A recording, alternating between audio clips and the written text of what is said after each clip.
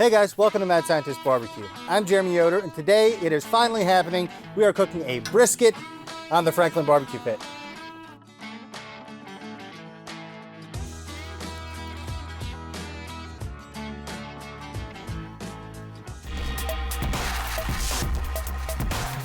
You guys have seen me trim briskets on YouTube lots of times. If you want to know exactly how I do it, check out my How to Smoke a Brisket video, and you'll see exactly how and why I trim a brisket the way I do. But to give you some information about this brisket, it's about 15 pounds. It is a Costco Prime brisket. It's good. It's not great. It's not special, but it's available all over the country. So I want to do something that's going to give you results the same way it's giving me results. So I don't want to get something that's Wagyu or, something really difficult to find.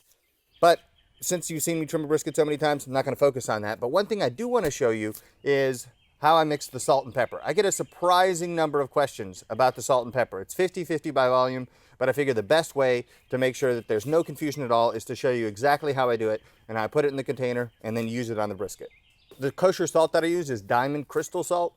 You can use Morton's. Morton's is a little saltier by volume, meaning that the space it takes up is smaller for the same amount of salt. So if you're using it in recipes, a lot of times you want to weigh out the salt just so you're exactly right. But this is the ratio that I found works best with this salt and coarse ground black pepper.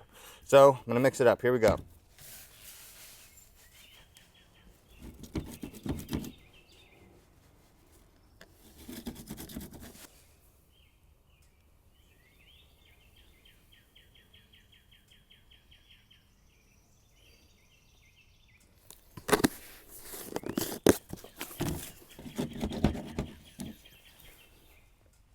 And that's the mixture I'm looking for. I'm going to put it into the shaker bottle, shake it around, make sure everything's mixed up evenly, because if you don't, what can happen is because the salt's heavier, or the salt is, I guess, more dense, it will sink to the bottom eventually if you're not shaking it around and mixing it all up constantly. So I'm going to put it in the shaker, and then we can use that for our brisket.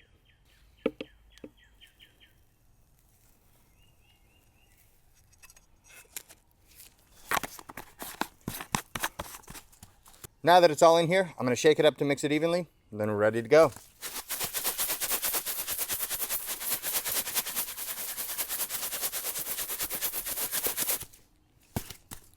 Perfect.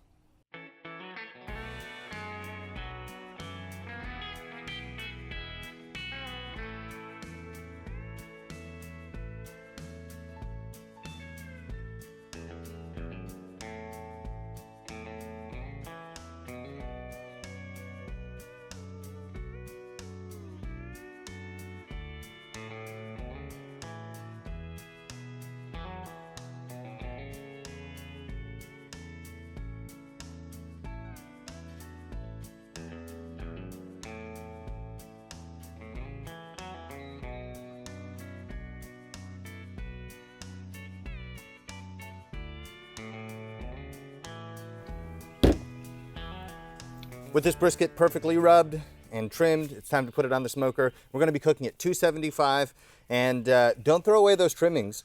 Take those, use them for burgers, use them for sausages. They're still good stuff, but they're just not going to be part of this brisket.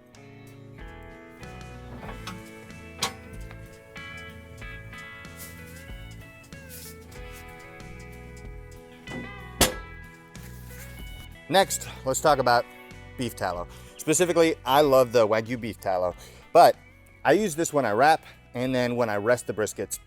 So you might be thinking, it's a little early to deal with the tallow right now, but no. So when I made the video about this, I unintentionally started a YouTube barbecue phenomenon. I saw left and right, beef tallow video, beef tallow video, beef tallow video, beef tallow video. I didn't know it was going to be like that. And I'm thinking it might happen like that again with this. What I've discovered is using the tallow makes the brisket far more moist than it would have otherwise been. And so I'm going to use tallow from now on always. But another thing I've discovered is if I take this tallow, put it in a tray like this, put it in the smoker, you get smoked tallow to wrap your brisket in. So you dial up the moisture and the smoke content. I think it's the only way to go.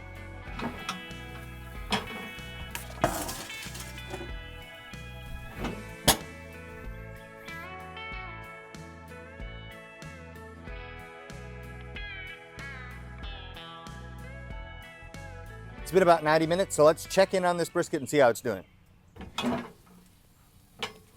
All right, good. Looks like we're starting to render the fat right here. Got really good red color, so we should have great smoke flavor on this brisket. In using the smoker, I've discovered a few things. The first thing I want to tell you about is the temperature. Because of how this smoker pulls air through, the temperature reading on here is going to be treated differently than I would on other backyard offsets. Usually on backyard offsets, if you have a temperature reading of 250, it's going to cook like it's 300 in a big offset smoker. With this one, it cooks like it's a lower temperature. So if this reads at 300, it looks like it's cooking at 275.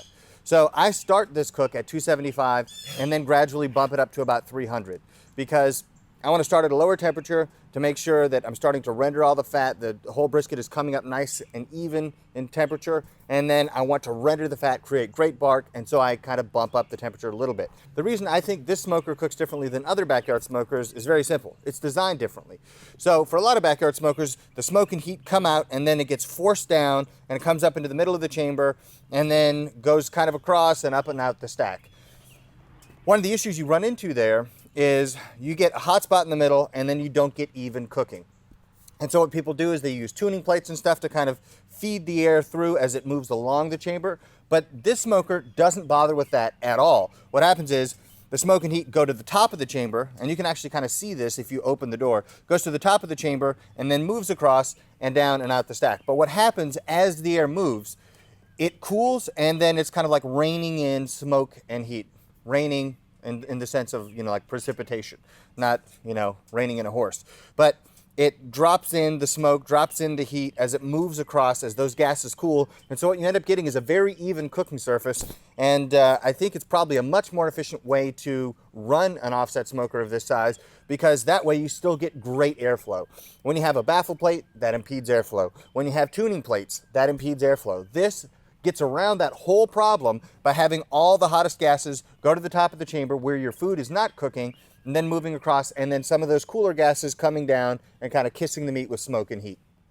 Okay, so I opened up this door and I put on some fresh logs so you guys can see the smoke flow. Hopefully it shows up on camera, but what I'm seeing right here is smoke and heat coming out here, going straight up, and then kind of rolling down as it moves across. And then over here, you can see that a lot of the smoke and heat, presumably, will make it all the way over here and then get pulled down because the hot air is going up the stack and then kind of creating, not really a vacuum, but an area of lower pressure that's pulling that smoke down. So you get even cooking end to end on this grate. The only exception is right next to the firebox. It's going to be really hot where those exhaust gases come out. Like I can't hold my fingers there for very long or else they'll burn.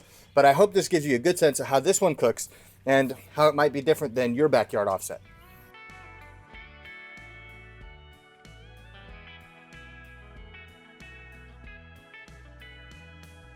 It's been about 2 hours and 45 minutes, so I'm going to check on this brisket to see if I need to start spraying, or maybe I can hold off a little bit, because when you start spraying, if you get liquid on the fat stops rendering as well as it otherwise would. So I don't want to spray until I need to. Usually that's at about 3 hours. So let's see.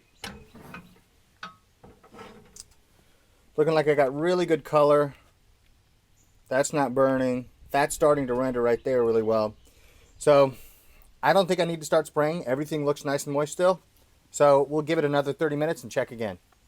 Another reason I came to the conclusions that I did about how the heat and smoke are distributed in the smoker is because I was using my thermopan and the infrared thermometer on the bottom of this one to kind of see what the temperature of the outside metal is, and that could give me a gauge as to how the heat's distributed. So what I've noticed by getting heat readings here, this right here is the hottest part of the smoker. So it's cool here, it gets hotter here, which tells me the heat and smoke go up and then across, and then it's a slow gradient down here, about a 10 or 15 degree difference from the hottest part to the coolest part. And then as you go down, it gets cooler and cooler.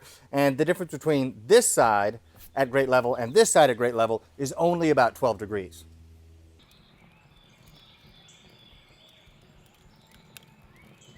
Three and a half hours in, I think it's probably time to spray, but let's look and see.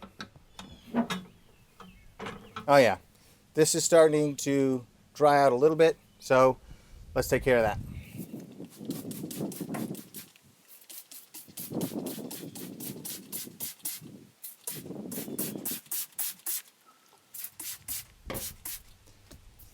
For those of you who are wondering, I'm using 50-50 water and apple cider vinegar. Now you can use whatever you want. You can use water. I like 50-50 water and beer. There's alcohol, there's water, there's acetic acid. You get a broad range of cooling. That's one of my favorites. But another thing I want to point out is on this brisket, we're starting to get liquid pooling on the flat here. So that pool of liquid is going to prevent the bark from forming. So what I'm going to do is I'm just going to turn the brisket so that liquid runs off, and then I can keep forming bark on that outside.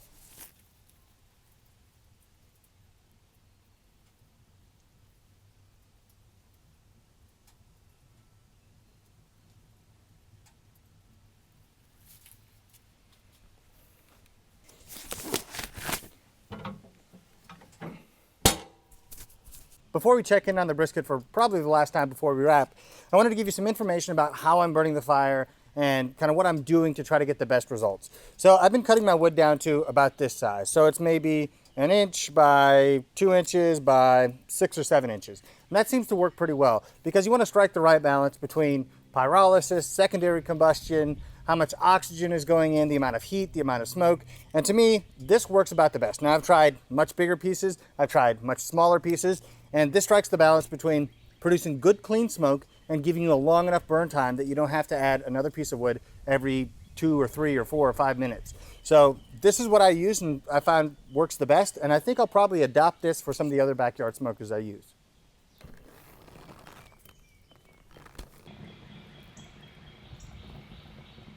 We're about 7 hours in at this point, so let's take a look at the brisket, see if it's time to wrap. It's getting close. Starting to get good dark color. I have another puddle right there that I have to get rid of, so I'm going to tip that brisket again, try to pour that off so I can get bark on that spot. But other than that, it's looking really good. Nothing's burning. I'm going to spray it again, and in probably 45 minutes, I'll probably wrap.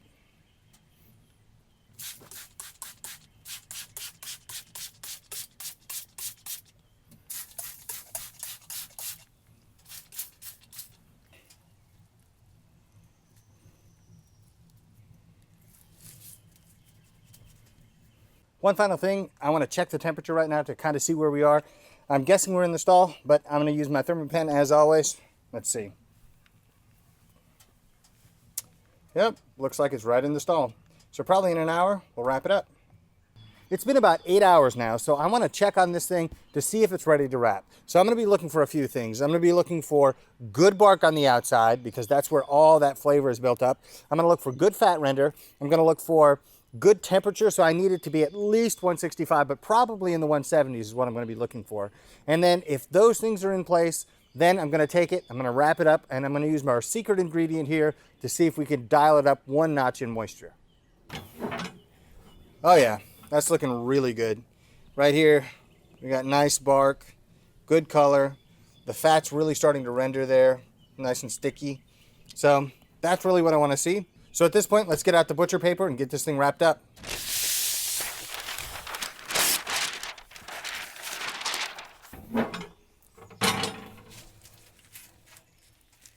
All right. Here I'm going to go fat side down. Then on top of the meat side, we're going to take some of our secret ingredient, this smoked beef tallow. Here we go. All over.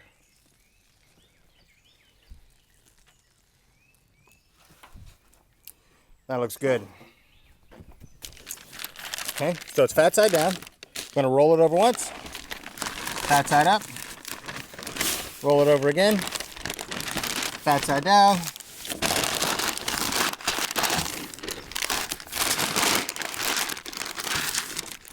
Okay.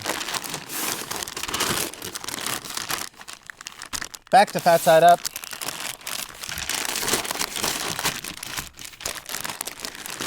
Finally, fat side down, it's ready to go back in the smoker.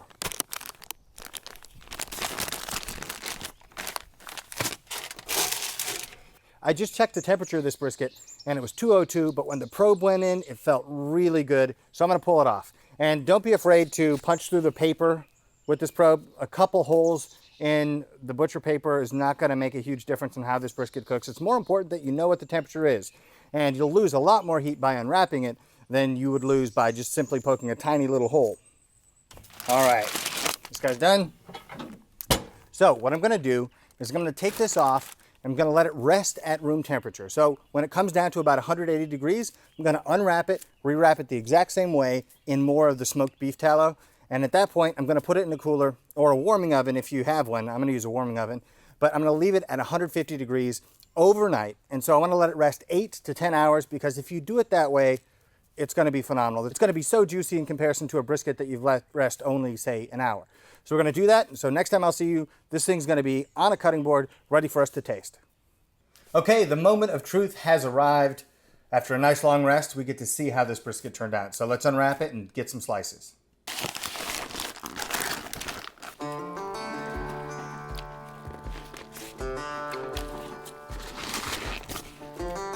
That looks juicy.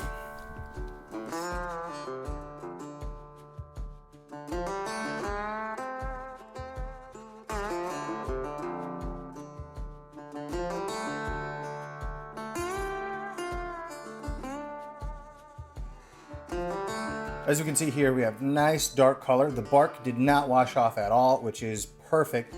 And then I have kind of this part, which can burn, didn't burn at all. It's still nice and pliable. That's really good. And then finally, the fat on here has rendered really well. So if you poke it, it just sinks and gives way. I mean, there's no resistance to the fat. That's exactly what I'm looking for. My mouth is watering thinking about tasting this right now. If it tastes as good as it looks, this is gonna be incredible.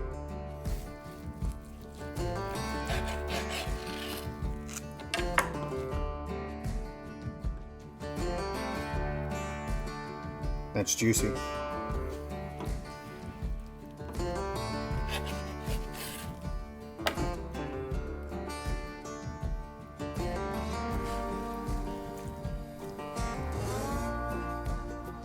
right, I cut out for myself the best piece of the whole brisket. It smells incredible. Let's see how it tastes. Wow. Wow. Juicy, smoky, perfectly rendered fat. Man, that's really good. I'm blown away by the quality of smoke flavor you get on this. I've only gotten this kind of smoke flavor on big offsets, 500 or 1,000 gallon pits. And with what I was able to get with the Franklin pit today, I don't even know what to say about it. It's so remarkable and unexpected. It is so good. Wow. Okay, I gotta try the end cut from the flat and see how that is. If that's juicy, we've done everything right.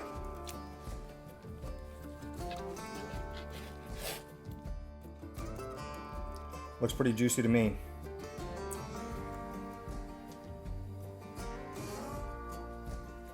All right, let's see. You see how the fat is yellow on top here? That tells me it's rendered well. This is juicy right here. Get smoke ring, get bark on the outside, still soft, nothing's crunchy. It's exactly the way I want it. So let's see. Wow.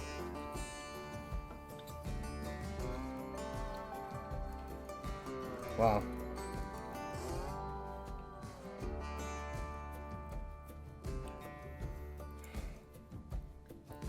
That is legitimately the best brisket I've ever made on a backyard offset. I just don't know what to say. I was expecting it to be good. I wasn't expecting it to be this good. This is phenomenal. Unreal. The flat here.